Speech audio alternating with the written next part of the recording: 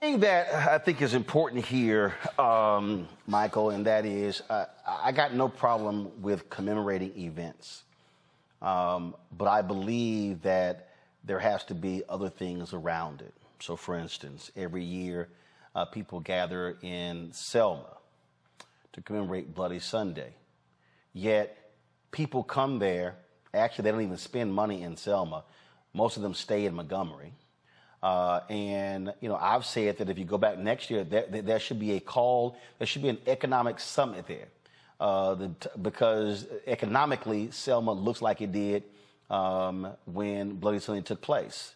When I think about people when they go to Memphis to commemorate Dr. King's assassination, the focus is not on economics. It's just looking back. And, you know, the thing is, if we have the photos show it today, a number of different civil rights organizations, about 12 of them, met with the Department of Justice. They also had a meeting at the White House. And so, you know, those things are important. But I think what is critically important is for the people to be given an agenda. It's great to come there for a day of speeches, but the March on Washington for Jobs and Freedom had an agenda and a purpose attached to it. I'm going to discuss this Sunday on the African History Network show because this is so important. I hear a lot of people talking about commemorating and rededication, things like this. That's important, but you have to understand the history that caused the need for the March on Washington. They didn't have a march because they were bored. Okay. And this was a continuous fight by African Americans. And, you know, A. Philip Randolph and Brother John Lewis, two members of Phi Beta Sigma Fraternity Incorporated. So you got two members of Alpha Phi Alpha who were Big Six. Yeah, of course. You want to slide that in. Go ahead. And you got hold on. I just want to make sure. We want to make sure this is historically accurate. No, it is historically accurate, but it was led. But the person that remembers the Alphas. Go ahead. Remember, A. Philip Randolph is trying to do that for decades. Okay, keep that in mind. You said tried. You said tried. Well, he called it off. Remember, 1941. He was going to have your point, Michael. You ain't gonna win this one. You ain't gonna win it. So yes, I will. Yeah. Because he forced that's how you got Executive Order 8802. He forced the hand of President Roosevelt. He threatened to put 100,000 African Americans marching on Washington. 1963. Michael, keep going. Keep going. Okay. You ain't gonna win this one, Michael. All right. Okay. You ain't gonna win but what happens is, you know, the biggest thing that people probably remember from August 28, 1963, is Dr. King delivering the speech, "I Have a Dream." The problem is that wasn't the name of the speech. It wasn't called "I Have a Dream" till years later. The original name of the speech was "Normalcy Never Again," and then it was called "Normalcy No More." Normalcy No More. Normalcy No More. Then a cancel check, because Dr. King and others, they were challenging the John F. Kennedy administration to hold them accountable to what he said, a promissory note given 100 years earlier. They're talking about 1863, the Emancipation Proclamation. And if you actually read the speech, you can probably go to archives.gov or Library of Congress or the King Center. You read the speech. He calls out police brutality. He calls out segregation, poverty, racism, discrimination. It's not until Mahalia Jackson screams out, "Tell them about the dream, Martin," that he shifts to start talking about the beloved community and the dream. The speech was about dismantling white supremacy and racism. This is what he's talking about in the speech. And lastly, if people just read the Clarence B. Jones, who was one of Dr. King's speech writers, who helped write that speech. He wrote an article, op-ed for the Washington Post. It's called "On Martin Luther King Day, Remembering the First Draft of I Have a Dream." And he talks about how in the drafts of the speech, the phrase "I have a dream" didn't exist. And even Y.T. Walker, who was one of Dr. King's lieutenants, one of his aides, he told Dr. King, "Don't talk about that tired dream stuff in this speech." So we have to get the history correct here. They keep trying to distract us with the dream. They do the same thing with the mountaintop speech. They focus on the last 2 minutes. The speech was about 43 minutes. But first of all, again, my focus here, Kelly, is not the speech. The focus has to be on what was the agenda. And the agenda, all the speakers, and what the focus was to, again, deal with economics. And what I'm saying is when I attend a lot of these commemorations, we cover them a lot, but frankly, I haven't for a number of them because for me, what is the agenda Monday? See, again, first of all, the actual anniversary is Monday, but the events this weekend are fine. The gathering is fine, but what are we asking our people to do on Monday? That, to me, is what's most important. It is most important. With anything, you need to have a call to action.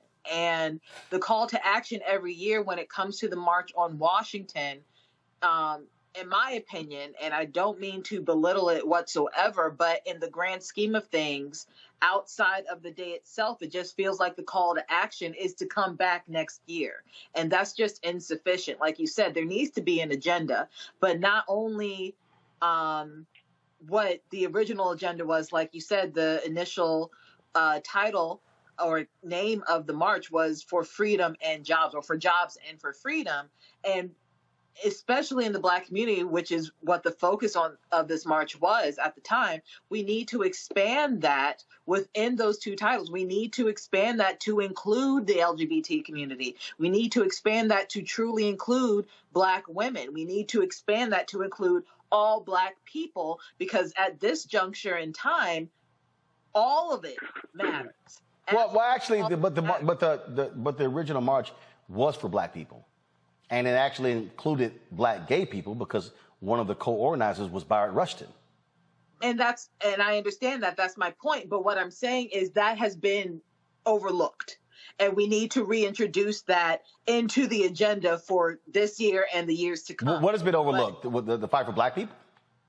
No, the fact that that Black women were involved, that queer people were involved. We don't talk about that enough. In this conversation, yes, we do. But in the grand conversation of things, this is still a very little. The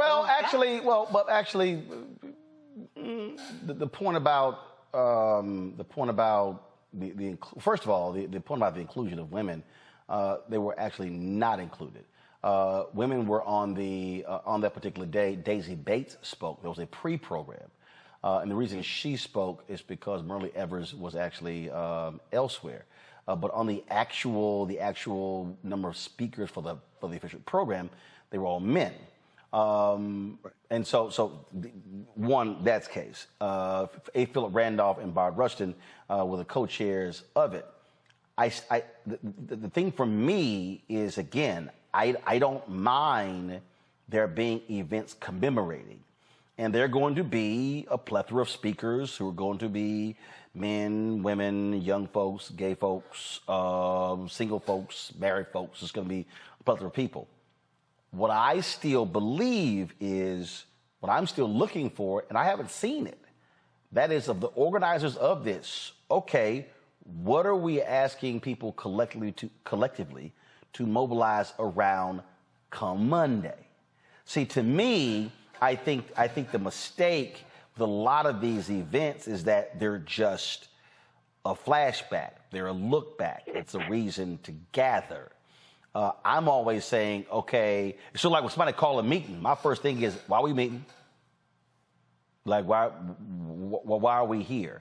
And that to me is what I struggle with for a lot of these commemorations. I'm not talking about just, I'm trying to expand this, not just this, but I mean, I can bring up a whole bunch, and I get the phone calls and they're like, hey, Roland, can you guys live stream? Can you cover it? And I'm going, okay, what are we doing?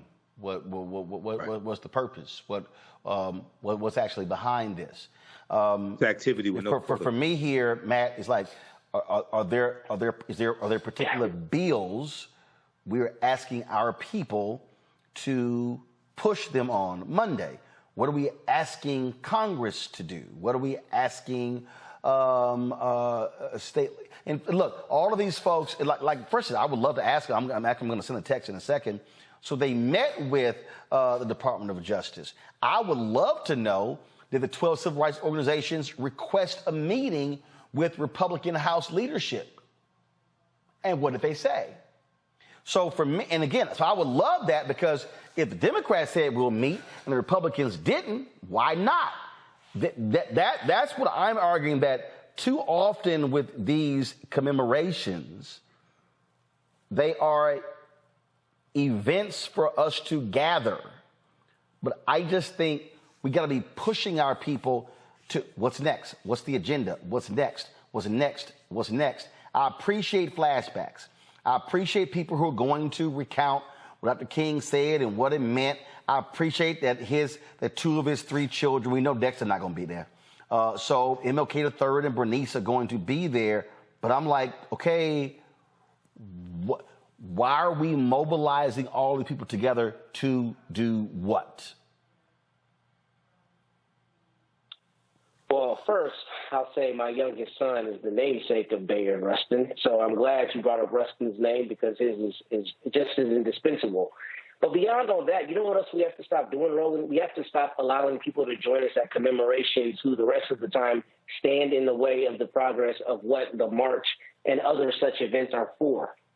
This is what I hate about MLK Day and all of the other events that we have is because the same people who vote against our ability to vote go and then lionize Dr. King, despite working intently against exactly what he fought for.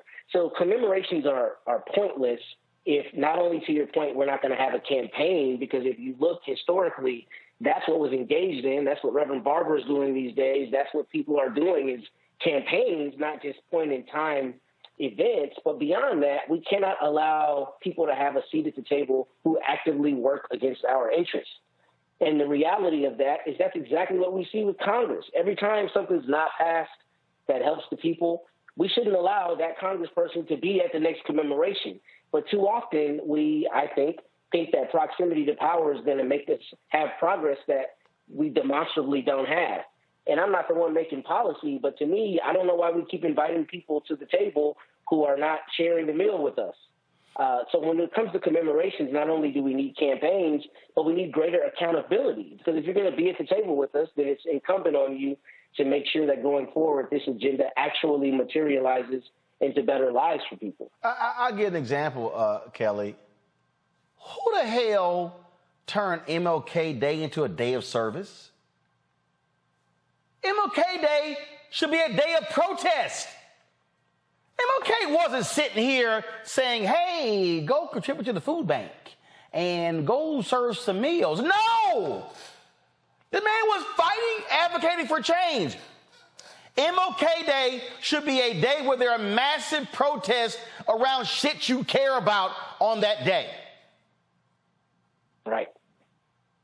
No, you're absolutely right. It is unfortunate that the whole premise of MLK Day has frankly been bastardized and diluted over the years, because the fact that there was a holiday at all dedicated to MLK was a form of protest, was a form of resistance.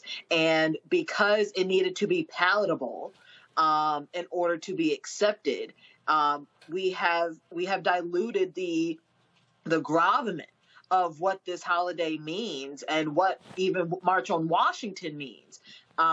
Because note how we don't say March on Washington for jobs and freedom. We just say the March on Washington. And we don't talk about the other speakers of that day. We only talk about the I Have a Dream speech. All of this is designed to make these events, these momentous, incredible events, more palatable for those who do not, frankly, care about the Black struggle, but want to align themselves with the good so that they are not ostracized themselves. And that is unfortunate. And look, I just, again, for me here, Michael, tomorrow's commemoration should be followed up with calling on every follower of every organizational leader that speaks tomorrow to blow the phone lines of Congress up, demanding a living wage, $15 an hour. Again, it was called the March on Washington for Jobs and Freedom. Tomorrow should be saying, come Monday, we are going to have our folks hit every House Republican, every Republican state legislature when it comes to fighting against these voter suppression bills. and Monday should be a renewed call for President Joe Biden to publicly demand for Congress to take up the George Floyd Justice Act this year as well. Why? Again, I'm mentioning three very specific themes that were in that particular speech that MLK gave. I just don't want to see folks tomorrow gathering just to gather in the heat. Yeah, so Roland, this is an example why this show is so important, because I've seen coverage in mainstream media of the 60th commemoration, and they didn't go in depth like this. So hell no, because they full of shit. Number one. Well, I'm talking about even when they have civil rights leaders, black civil rights leaders. I'm not going to call them. What? No, they're full of shit. I'm telling mainstream white media loves performative Negro events. Right. And they go there so let me tell you how this goes. They go, okay, so we want to get a couple questions. So so-and-so, how does it feel to be here in the same place Dr. King gave his speech in 1960? Exactly. And then they go, is his dream still alive? And then like and then if you go, have you read the speech? Right. Well, exactly. No, I'm just asking questions. I just want to get, about 30 seconds. If you could just sort of speak about, then it's like, were you there? Like, no, I was born in 1968. It was like, speech was in 1963. I mean, that's literally what they do. And so it is not designed for any nuance. And they damn sure don't bring it present day. Exactly. So a few things here. Number one, yes, there has to be marching orders. The conditions have to be connected to the policy and the bills and what you're demanding of the people. Yes, an agenda has to be presented that is tied to also what they were demanding in 1963 as well. Okay, but something that's extremely important is the history surrounding 1963 and why they had to have that march, okay, has to be dealt with as well. And the real history of Dr. King, has to be taught on Dr. King Day and when we have these commemorations. So part of Dr. King Day should be protests for policies that you want. But the other part of Dr. King Day should be studying Dr. King, because I'm telling you, most Americans, regardless of race, don't understand how revolutionary Dr. King was, haven't read any of his 5 books. And Roland, you did an excellent job when you had Professor Charles E. Cobb Jr. on your show, News One Now with Roland Martin, where he talked about his book, This Nonviolent Stuff to Get You Killed, How Guns Made the Civil Rights Movement Possible. Because Dr. King owned guns until Bayard Rustin convinced him to get rid of his guns, okay? So when we start understanding the armed resistance that was involved in the modern day civil rights movement, as you talked about, and then you interviewed Professor Charles E. Cobb Jr. for 2 hours on your nationally syndicated radio show as well, after you had him on your show, on your TV show. When we start digging into this history, we understand how much we have been lied to about these people and about this movement, and then we'll start seeing some real results coming from it. Final comment, Michael. Excuse me, Matt. I just think that we can't keep inviting people who are working against our interests to come to these commemorations so they can get an attaboy from the media and people who watch it. All right, folks, that is it for us. So let me just say this here. I will not be at the event tomorrow. I'm actually going to pop. I'm not going to happen. And again, to the folks who are going to be there, not a problem. Enjoy the event. I'm sure it'll be on C-SPAN. I'm sure people will be covering it. And it's just to understand one of the reasons why, because for me, what I often say, and I say this all the time, the biggest thing for me is I want to know, what are we doing Monday? A lot of times when people invite me to cover these events, I'll tell them, hey, I'm skipping that event, but invite me to the 6-month follow-up meeting. And that to me is what's most important. What is going to be the follow-up meeting? And so I already planned, this week, Dave Chappelle has been he's been in New York City. He's had 4 shows at Madison Square Garden, Tuesday, Wednesday. His birthday was Thursday. He has a show tonight. And he has another show tomorrow. So I'll be at the Chappelle show tomorrow night. If you like this type of information, be sure to visit our website, theafricanhistorynetwork.com, theafricanhistorynetwork.com. You can register for the online history classes I teach on Saturdays and Sundays. Scroll down the page as information about our radio show, Sundays, 9 p.m. to 11 p.m. Eastern Standard Time on my social media platforms and Blog Talk Radio. Saturdays, 2 p.m. to 4 p.m. Eastern Standard Time, I teach my flagship online history class. It's a 12-week online course. Ancient Kemet, one of the original names for Egypt, the Moors, and the Ma'af, for understanding the transatlantic slave trade, what they didn't teach you in school. The course is on sale. It's more than half off. It's on sale only $60. We do the sessions live. All the sessions are archived and recorded. You can go back and watch it anytime. I do a PowerPoint presentation with book references. There's 15 books every reference, 80 to 100 articles. We have video clips. We do the sessions live. All the sessions are archived and recorded. You can go back and watch it anytime. So even after the class is over with, even after the 12-week online course is over with, you still have full access. You can go back and watch it a year from now, 2 years from now. You can watch the entire course.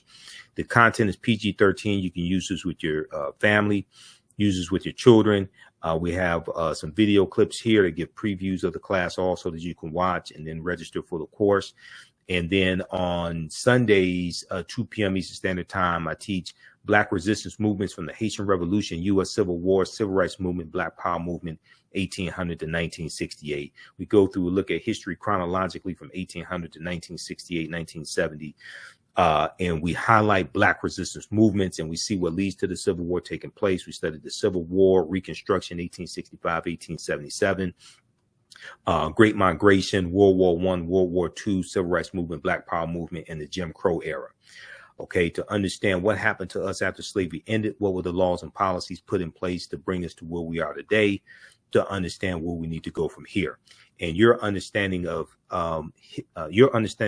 politics is directly related to your understanding of history, especially the last 500 years of history. Okay, so you can register for those classes at our website, theafricanhistorynetwork.com. Also, if you want to support the African History Network, $ the AHN show through Cash App and through PayPal, paypal.me/the AHN show. And when you click right here, it takes you right to our QR code for Cash App. $ the AHN show, SHOW. When you go to it, it'll say Michael. And this helps us keep doing the research, stay on the air, keep broadcasting, pay some of the bills, keep financing the African History Network. Follow us on our Facebook fan page, The African History Network, our YouTube channel, Michael Imhotep, IMHOTEP. Turn on live notifications so you know when we go live, and follow me on Instagram as well at Michael Imhotep on Instagram. All right, hopefully you learned a lot today. Remember, right knowledge corrects wrong behavior. It's not over till we win. Wakanda forever. We'll talk to you next time. Peace. Is your child struggling with reading, writing, learning loss, and a culturally irrelevant curriculum? Do you want your child to be outstanding at reading and writing and also take pride in their culture? Then you want Reading Revolution Online. Reading Revolution Online is a web-based reading support program. We serve scholars in grades K through 8, and through our innovative approach, we help them build reading confidence and cultural identity development, equipping them for success in school and life. They learn about Black heroes and sheroes through captioned videos, reading selections, and other activities. Reading Revolution Online is an experience for the whole family. Do it for the culture. Go to readingrevolution.org and get your membership today.